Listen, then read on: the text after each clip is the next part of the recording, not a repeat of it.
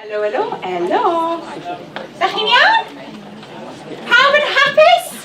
Everybody happy? Da iawn. Oh, mae'n fore braf. Beautiful morning, yndi? Pwy sydd wedi dod? Pwy sydd wedi bod yn stuck mewn traffic on the A55? Lovely. Who had a van pull up next to them and go? A ni fel, oh, just ignore them. Hello, I'll be fine. Bydden iawn, hello. Oedd yn pwyso'r bottom. In the window. A ni fel, so do entertainment while you're stuck in the traffic. Is he all? Bore da? Hey, ti'n dal i wneud o programs dysgu Cymraeg na? You still doing those Welsh learner programs? A ni fel, I love that. He's seen me in the traffic jam and he's thought, there's that woman who teaches Welsh on the telly. And then he said, my wife loves you. So, dyna ffordd neis. A sôn am ffyrdd neis o ddechrau'r diwrnod, talk about a lovely way to start the day. Dwi'n cerdded I mewn, and a beautiful lady from Lixham School stops me, a mae hi'n dweud, diolch yn fawr. Diolch yn fawr, I haven't done anything yet. A nath hi'n dweud, diolch yn fawr am yr rhaglenni dysgu Cymraeg. So, I work on programs for Welsh learners on S4C. And she said, thank you for the programs.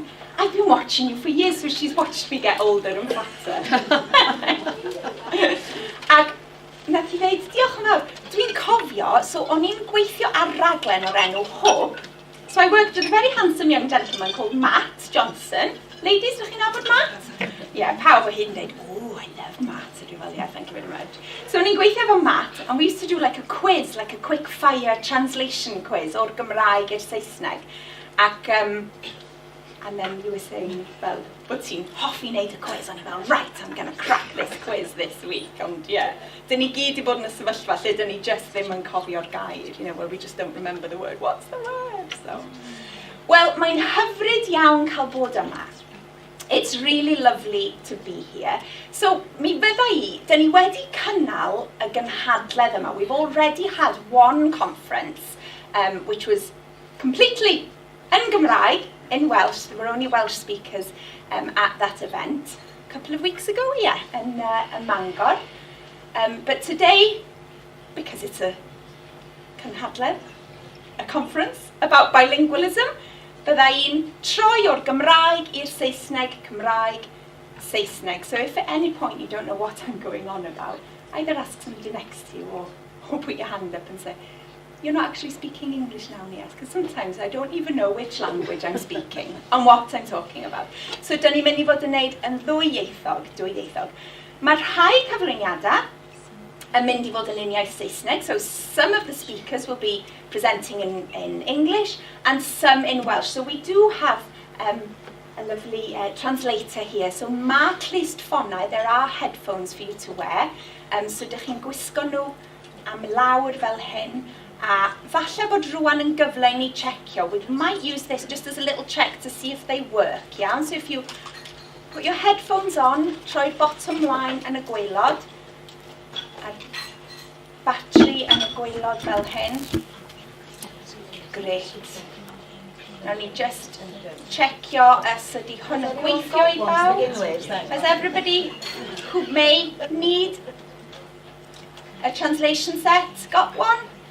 Ac ydyn nhw'n gweithio, felly os ydw i'n deud joke yn Gymraeg, ydy hi'n gallu cyfieithu? No, and I ddim deud jokes, dwi'n useless yn deud jokes, mae'n iawn. Reit, pawb yn hapus. Great, o'r gorau. Ond fel o'n i'n deud, dwi'n mynd I fod yn defnyddio'r ddwy iaith, so you can take them out of your ears for now. Just checio bod popeth yn gweithio. Ardderchog. Rwan te. Dyn ni yma heddiw I ddathlu, so we're here to celebrate, promote and discuss bilingualism. So many of the speakers here today are going to be talking about, well, I profiadau nhw, about their experiences, am yr ymchwil, about the research that's available, and sharing their expertise fydden nhw'n rhannu arbenigedd nhw hefo ni. Byddwch chi hefyd yn gadael, I love it when you leave with a free gift, because it's Black Friday week. dych chi'n mynd adre gyda llyfr dwyieithog, so you can take this home with you today, Bilingual Teaching Methods, llyfr mae Dr Enlli Thomas wedi bod yn ysgrifennu, ac llyfr dulliau addysgu dwyieithog. So, little freebie to go home with you at the end of the day, iawn? So amongst you, there are teachers, athrawon, prif athrawon, head teachers, language consultants, researchers, university staff, educators, civil servants, officers from the Welsh Government. So, defnyddiwch hwn fel cyfle i gyfarfod pobl newydd. I love meeting new people, mae'n great. This is your chance to mingle, yeah? Mingle is much nicer word than network, isn't it? Yeah? So, mingle today. Meet other people, like-minded people, share ideas, look for a little bit of inspiration. What are other people doing elsewhere to promote and use the Welsh language in their establishments? Felly, siaradwch, talk away, iawn. You'll have plenty of time for coffee breaks ag amser cinio lunchtime I chi gael siarad. Great. Well, pan ofynnwyd I fi ddod yma I arwain y diwrnod heddiw, when I was asked to come and kind of host the event today, they said, oh, can you speak for a little while and just say something interesting and inspiring about the Welsh language? Well, bach o pressure, yndi? So dwi'n mynd i'ch ysbrydoli chi. So I thought, well, nes I feddwl I ddechrau, be ydy dwyieithrwydd? So I thought, you know, what is bilingualism? A nes I feddwl am, be ydy'r Gymraeg I fi? So what does the Welsh language mean to me? A nes I feddwl, dwi ddim yn gallu gwahanu, I can't separate it from fi. O bopeth, pob atgof, every single memory I've got ers o'n i'n ferch fach. Mam a dad yn siarad Cymraeg, nain and taid, grandparents, aunties ag uncles I gyd yn siarad Cymraeg. So of course, it's always been part of my life. So every school play, every memory I have of playing dolls or running in races in the Mabel Gampau, losing, going very slowly, but trying my best, playing with a netball team, fellow netballer there, playing with a netball team, school plays, popeth, first snog, first boyfriend, first date, all through the medium of Welsh. Mae'r Gymraeg ynghlwm a bob un profiad sydd gen I. So it's intertwined, it's connected. Every memory I have is through the medium of Welsh. A heb yr iaith Gymraeg, fyswn I ddim yn fi. So pan dwi'n meddwl am y Gymraeg, when I think about it, dwi'n meddwl am ffenestri. You know what ffenestri are? Ffenestri, like fenestre in French, fenestri, windows. A drysau, doors. The Welsh is about windows and doors. Achos I fi, mae'r Gymraeg, the Welsh language, y Gymraeg, fel ffenest I edrych ar y byd. So it's my window on the world, as it is for many of you. Or if Spanish, neu French, neu German, neu Turkish is your second language, or first language. So gawn ni checio rhan, dwi ddim yn gwybod faint o Gymru, faint o ddi-Gymraeg yma. If we think about the language on a continuum, iawn, so we're learning something new, rhywbeth newydd, bob dydd, gair newydd, a new word, a new phrase, a new way of expressing yourself. So if we think about this continuum, if this is, I know a little bit of Welsh, and this is, I'm totally fluent. How much Welsh do you have, right? So ar ôl tri, show me now there, okay? This much, neu rhywle yn y canol. Okay, ar ôl tri, 1, 2, 3, go!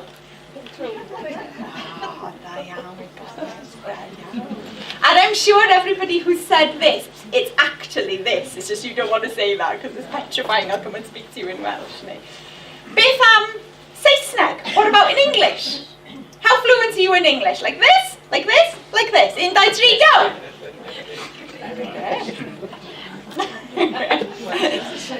Sbaeneg, Espanol. Hablas Espanol?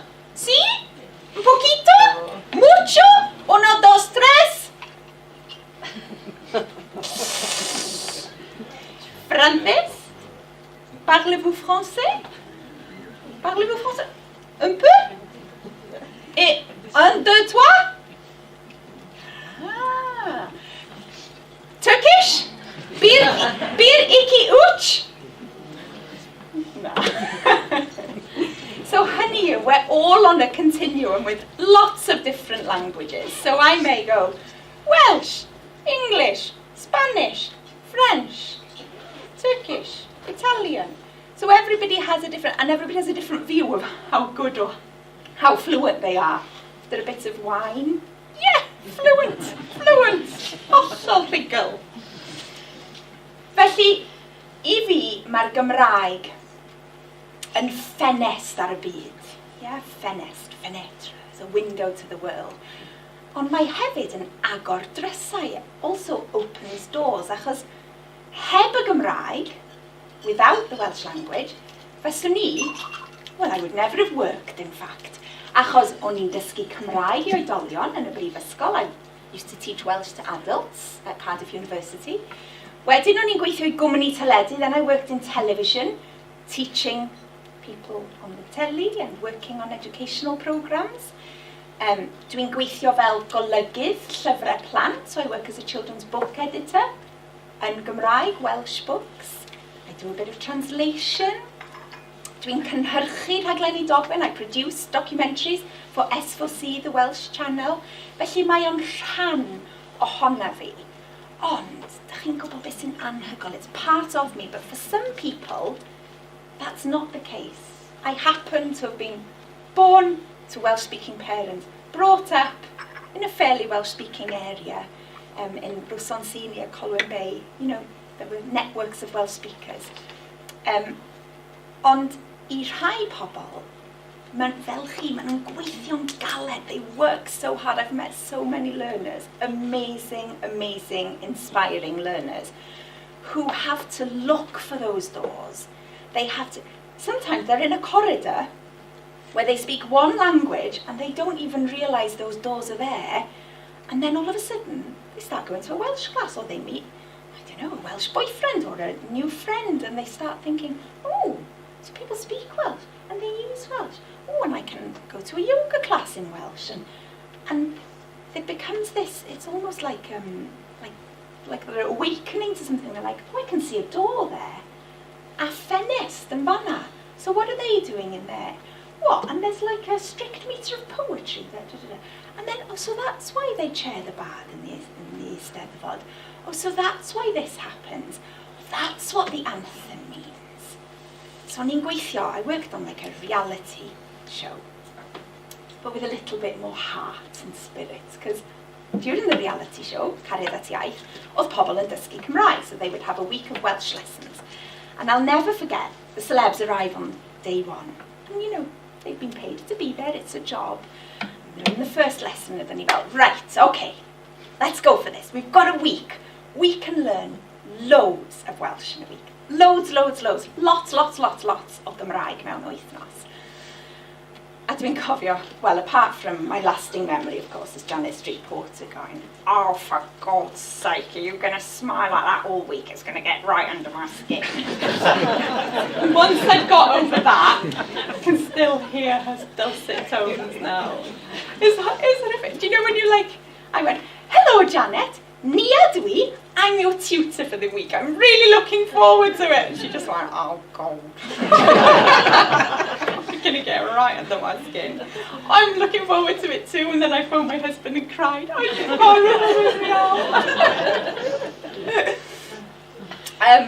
But I'm happy in the knowledge she can now ask for a coffee mawr in a coffee shop. Ond ie, a dwi'n cofio Gareth Alfie Thomas, you know, news yn ddiweddar yn dod am resymau eraill, ond Alfie saying, oh, it was amazing singing the anthem, but in front of all those people from my country, 100 caps for Wales, captain, amazing rugby player. And then o'n I fel, oh, Alfie, tell us all about the anthem. Come on, do you want to learn the anthem? Do you know the anthem? No, right, let's learn the anthem. And then he said, I think it's about a daffodil, isn't it? And he fel, he's been singing the anthem for years, like 100 times, and he doesn't know what the anthem means. he does now. And he was like, oh, if I'd have known the words were so amazing, I'd have cried more. Ond, during that week, yn ystod yr wythnos honno, o'n i'n teimlo bod y ffenest wedi agor, neu'r drws wedi agor. They'd just started to open those doors and windows I weld be oedd ar gael, to see what was out there and what was available to them. So it's a lovely gift, rhodd, that we really want to share with everybody and anybody who wants it.